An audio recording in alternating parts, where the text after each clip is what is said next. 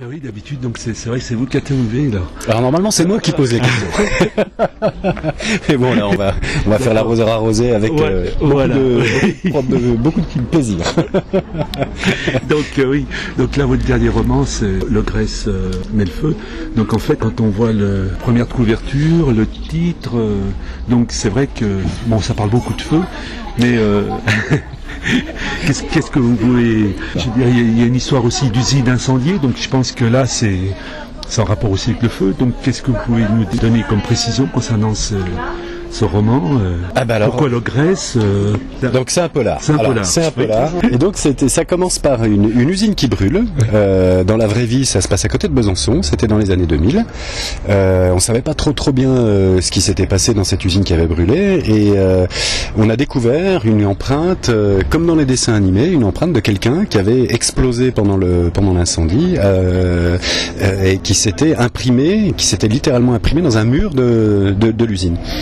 Et ça démarre là, et voilà. Alors, ça, évidemment, après, quand on essaie d'écrire des bouquins, c'est merveilleux, quoi. Enfin, je veux dire, c'est juste, voilà. Donc, c'est le point de départ, et on découvre que la comptable de l'usine a détourné 1,2 million d'euros sur un exercice, et que elle n'avait pas le choix que de mettre le feu à l'usine, et voilà. Et on découvre aussi que c'est pas son coup d'essai, qu'elle a tout un parcours à travers toute la France, d'entreprise en entreprise, y compris même d'ailleurs jusque dans un tribunal où elle s'occupait de l'argent des tutelles, où elle a détourné 600 000 euros. On découvre qu'elle a plumé complètement une entreprise de peinture, on découvre etc. Ça c'est la vraie vie, ça c'est un vrai personnage. Et donc là, je me suis régalé avec ça, avec cette histoire-là, quoi, que j'avais couvert en tant que journaliste et que je retranspose ensuite dans un roman en y mettant des ingrédients romanesques. Mais le personnage et l'histoire en elle-même déjà est tellement romanesque que c'est juste un vrai bonheur et un pur plaisir d'utiliser ça, quoi. Voilà. Alors bon, elle se reconnaîtra peut-être un jour, cette dame-là. Donc c'est inspiré d'un fait réel. Ah, complètement. Et il y a un parallèle entre le personnage principal qui mène l'enquête dans le roman et puis vous. Pas du tout.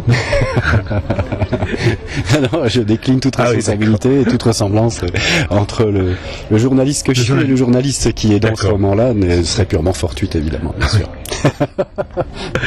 Non, après c'est un roman aussi sur peut-être un peu sur la perversion, sur la manipulation, etc. C'est un des grands thèmes c'est mon 3e roman, et c'est vrai qu'effectivement, c'est pas voulu au départ, mais je me rends compte qu'effectivement, c'est un thème central de mes bouquins, sur la manipulation, etc.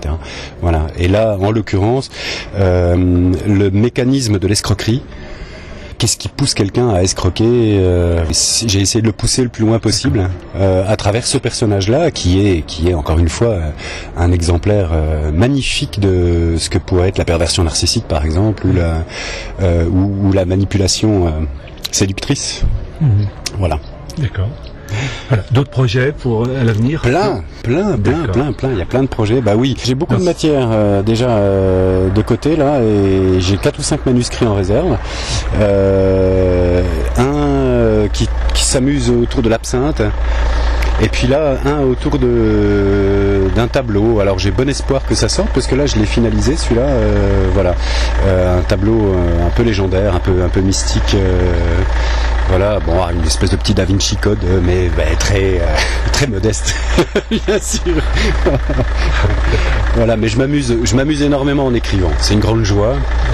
Même si ça manipule des choses à travers le polar qui sont un peu sombres, hein, bien sûr, évidemment, quoi. Bon, voilà, mais c'est quand même une grande joie, et c'est quand même quelque chose d'assez jubilatoire, il faut bien le dire, quoi. On se retrouve à des moments, c'est vrai, seul devant son ordinateur, mais alors à se dire, bon sang, d'où ça sort, quoi. D'où ça vient. Il y a certains trucs, il vaut mieux pas se poser de questions, puis il y a d'autres trucs, on se dit, mais oui, il y a une connexion avec ça, etc., tout ça. Oui. Bon, voilà. Mais c'est vraiment une grande joie. Parmi des écrivains ou des livres, je veux dire un déclencheur chez vous? Moi j'ai toujours lu beaucoup, énormément, hein. Je suis un grand lecteur aussi. Alors curieusement, depuis que j'écris, je suis un peu moins lecteur. Bon, est-ce qu'il y a des vases communicants? J'en sais rien. J'ai une admiration sans limite pour un type qui s'appelle Thierry Jonquet, qui est pour moi vraiment l'auteur de polar, pas seulement de polar d'ailleurs, ou alors le polar mais façon très large, hein, avec un champ de vision très large. Thierry Jonquet, il a une œuvre qui est sublime, qui est magnifique. Il a écrit aussi pour la jeunesse. Oui, pour les auteurs de jeunesse. Oui, beaucoup.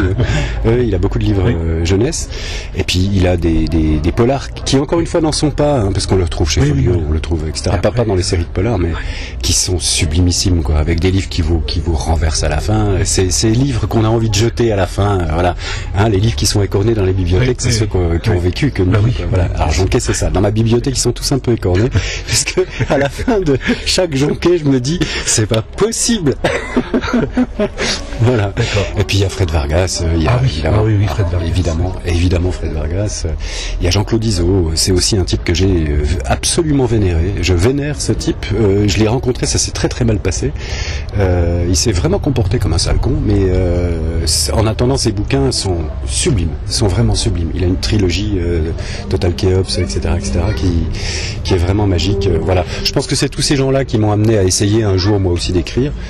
Et puis, mais c'est surtout, c'est en lien direct avec mon boulot, quoi, bien sûr, parce que j'ai fait 10 ans de faits divers.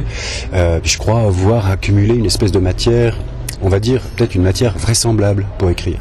Hein, avec tout un tas de séquences vécues, tout un tas des choses qu'il fallait que je restitue un peu aussi, je pense, quelque part, dont je me purge en tout cas. Voilà, c'est bon. Quel auteur encore? Vautrin. J'adore ce type, Jean Vautrin. Voilà. Je crois que je me demande si c'est pas lui qui m'a amené à avoir envie d'écrire.